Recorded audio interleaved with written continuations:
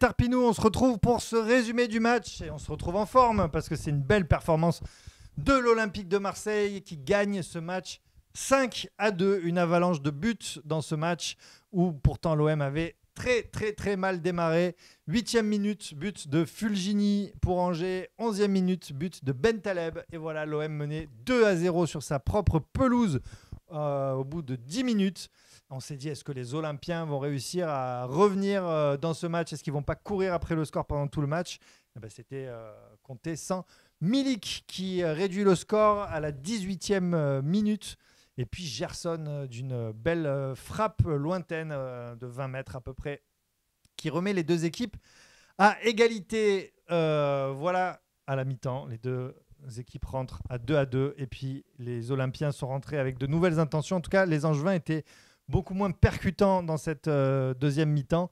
Et puis ils ont été punis par Arkadiusz Milik qui a mis un but à la 70e puis à la 78e, donc triplé d'Arkadiusz Milik avant que Cengiz Ünder ne les fusille à la 85e d'une belle reprise de volée. Le score en reste là, mais ça nous va très bien. Les amis, on a vécu une belle soirée. Amar, qu'est-ce que tu as pensé de l'OM de ce soir? Alors c'était un OM particulier, hein. On n'a pas vu le schéma habituel de Sampaoli. On a joué avec Milik qui squattait le banc et Bakambu, deux attaquants. Il avait même changé un peu la défense puisqu'il avait mis Balerdi, on va dire, à la place de Tchaleta Tsar et Kolasinac à la place de Luan Pérez. Bon, il nous a dit qu'il faisait jouer les meilleurs, donc apparemment il a eu raison puisqu'on a mis 5 buts, on en a pris 2 mais on en a mis 5. Moi, j'ai beaucoup aimé le match de ce soir parce que j'ai vu des buts. J'ai retrouvé de vrais attaquants. J'ai retrouvé un bon milieu de terrain avec une défense assez solide après le premier quart d'heure, on va dire. Ouais. Mais dans ce fameux premier quart d'heure, on a vu l'OM avec une... On va reparler du match là. Ouais, avec beaucoup de suffisance, avec un manque de concentration. Ouais, ils étaient un peu endormis. Voilà, ils n'avaient pas le pied sur le ballon. Grosse erreur de Gerson sur le premier but. Aussi, tout le monde est passé au travers parce que à côté de ça, Gerson, on en parlera pour l'homme du match tout à l'heure. À côté de ça, Gerson a fait un super match et j'ai trouvé l'OM assez intéressant et les joueurs habituels qui brillaient, on les a moins vus parce que tout le monde s'est mis au travail. J'ai vu une belle équipe et franchement, c'était plaisant à voir. Nico, toi, qu'est-ce que tu penses de ce match? Est-ce que tu penses que... Parce que tu sais, au début de la saison, on s'est dit, ouais, Sampaoli, ça va faire comme avec Bielsa, on va voir des matchs avec plein de buts et tout ça. Finalement, on a vu ça un tout petit peu au début. Et puis après, on a vu des matchs hyper défensifs jusqu'à maintenant. Est-ce que finalement, tu penses qu'on a retrouvé le Sampaoli explosif, offensif? Déjà, en début de match, on a dit c'est un Fadas qu'il a aligné. C'est la première fois qu'il met 2 attaquants. Enfin, il fait des changements de folie. En fait, tu peux résumer le match déjà en 2 fois 20 minutes. Les 20 premières, tu te dis, allez, il a fait une connerie, c'est pas possible. On commence à se dire, on va se barrer, ça sert à rien. Et puis finalement, les joueurs ont retrouvé leur position, leur position sur le terrain. C'est équilibré, ouais. Et le côté Fada avec Guendouzi, il a fait un match, il a récupéré tous les ballons, il a distribué de folie. Ouais. Saliba, on ne le voyait pas et finalement avec Amar, on a regardé vite fait ses stats. Il en a récupéré des ballons aussi. Ouais, donc finalement, tout le monde a retrouvé sa place et ça fait, à part les 15-20 premières minutes, comme on disait, c'est redevenu hyper stable en défense. Et après, on a fait une attaque de folie, quoi. Donc si c'est ça, moi je veux bien un Bielsa version Sampaoli comme ça, quoi. Est-ce que vous pensez, tiens Amar, est-ce que tu penses qu'il va continuer comme ça, Sampaoli, ou qu'il va revenir avec son Payet en faux neuf? Non, il va revenir avec son Payet en faux neuf, ça se voit, ça se sent. C'est un garçon qui tente des coups, qui aime tenter des coups, qui aime faire parler de lui, avec sa façon de mettre ses équipes en place. Et il changera toujours, et il nous impressionnera toujours. La dernière fois qu'il a fait ça, c'est contre Monaco, je pense, où on avait gagné le match, mais contre Lens, il s'était manqué. Et après, c'est là où il avait, on va dire, solidifié son équipe, rendre une solidité défensive assez intéressante. Et puis là, il s'est un petit peu lâché en donnant plus de responsabilités aux joueurs. C'est pour ça qu'on a vu un joueur comme Payet un peu moins briller quelque part dans ce match. On l'a vu un peu moins briller parce qu'il y en a d'autres qui faisaient un peu son rôle aussi. Donc c'était intéressant à voir, mais ça me fait peur, mais on ne sait pas où on va avec ce bonhomme. On ne sait pas du tout où on va. Ça ne me déplaît pas. Hein. Ça rend, on va dire, la série Netflix qu'on est en train de suivre plus intéressante. Voilà. Plus croustillante. Voilà, ouais. Nico, est-ce que toi, tu penses qu'après le match de ce soir, Milik va s'installer C'est parti pour lui. Tu crois? Je pense. Tu crois qu'il va Là, il a repris que Sampaoli va le retitulariser? Sincèrement, sur les 3 buts, il n'y en a pas un pareil. Et il nous a montré qu'il avait une classe d'attaquant de pointe, d'appel, il fait des passes. 3 buts d'attaquant. Il nous a fait des... Non, il est complet. Non, il est très, très, très complet. Après, si toute l'équipe se met au diapason autour de lui, parce que je pense que c'est lui qu'il faut mettre en numéro 9 tout court, il peut nous faire des buts de folie. Okay, à la Inzaghi en surface de réparation avec quelques hors-jeux. Il nous a tué quand même 2-3 gabians, mais il en a planté 3. Donc s'il fait ça, du coup, on ne demande que ça. Je pense que c'est numéro 9 titré. Allez, la star du match d'ailleurs, du coup. Est-ce que c'est qui pour toi? Gerson, je pense aussi. Tu vas mettre Gerson en star du match? Parce que ça a été la star début de match, parce qu'il a fait... Bon, après, c'était toute l'équipe qui était... Et après, il est monté progressivement en puissance. Il a fait une belle couille quand même sur le premier but. Passe des buts, Non, mais après, son activité et au niveau des passes, il a fait plaisir. Au niveau des passes, il est à... Excusez-moi, je regarde. Gerson, c'est 84% de pourcentage de passes réussies dans les 30 derniers mètres. Je veux dire, c'est le plus gros ratio du match. Tu mets Gerson en star du match, toi aussi? Moi, je mets Gerson en star du match, mais j'ai envie de mettre Milik parce qu'il le mérite, parce qu'il n'a pas lâché. Milik, le fait qu'il soit bon, c'est par rapport au format. Si le format, il serait comme d'habitude, Milik, il aurait fait comme d'habitude. Il aurait moins de ballons, il aurait moins d'espace, il aurait pu moins s'exprimer. Et là, Milik, le fait que l'équipe, elle a joué comme ça, elle a joué pour lui, c'était intéressant. C'est vrai que bon... Il a été monstrueux, il a été bon.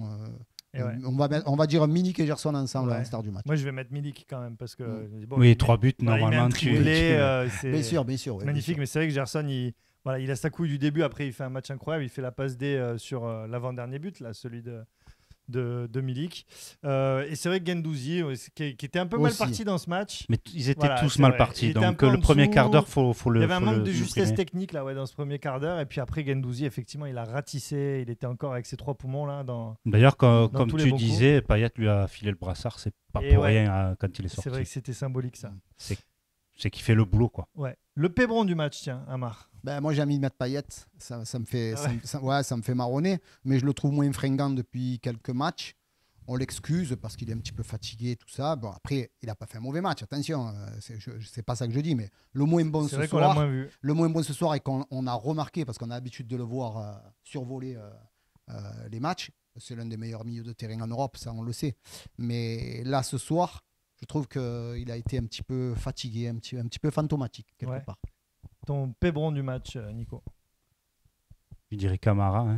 Je dirais Camara.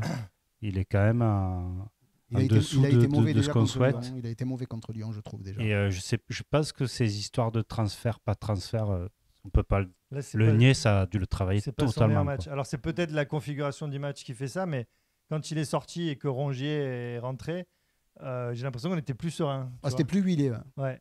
Mais après, c'est peut-être parce que après le match était déjà gagné, entre guillemets, c'était pas pareil. Le contexte n'est pas le même. Moment. Moi, pour pas mettre Camara, parce que j'aurais mis lui sinon, mais du coup, je vais mettre Bakambu, que j'ai trouvé qu'il manquait de justesse. Alors autant il était un peu précieux parce qu'il a tiré quand même, avec son activité, il a attiré des défenseurs angevins. Mais effectivement, un peu bourrin, un peu brouillon. Tu le voyais, comme on disait, dès qu'il prenait le ballon, il courait, il regardait au sol et il ne s'arrêtait pas. Je pense sincèrement que Bakambu, c'est comme ça, Bakambu, je pense que là, il redécouvre le haut niveau. Tu as l'impression qu'il joue en D2 ou en national pendant tant de temps, et puis d'un coup, il revient en Ligue 1. On l'a connu, il était bon, il était à Nantes, je crois, c'est ça. Il est parti en Chine. Non, il est parti à Villarreal. Il a joué à Villarreal, il a fait 3 bonnes saisons. En Espagne et après 3 saisons en Chine. Puis il revient en France et dans sa tête, peut-être qu'il croit qu'il est encore en Chine. Donc non. Je sais pas, il va peut-être en tout cas mettre un petit moment. Après, il manque de rythme, tu ne joues pas à la même vitesse là-bas, donc forcément. Ouais, bien sûr. Il était un peu en dessous sur ce match. On va faire un petit tour au classement parce que du coup, forcément, provisoirement, l'Olympique de Marseille est deuxième. Voilà, on prend la deuxième place à Nice. Et Nice joue contre qui? Ça, c'est sympa. Et Nice joue contre qui? C'est une bonne question. Nice joue contre Clermont. Chez eux, à Nice. Dimanche à 15h, chez eux. Donc bon, il n'y a pas beaucoup de suspense. Non, attention. Je vous le dis, attention.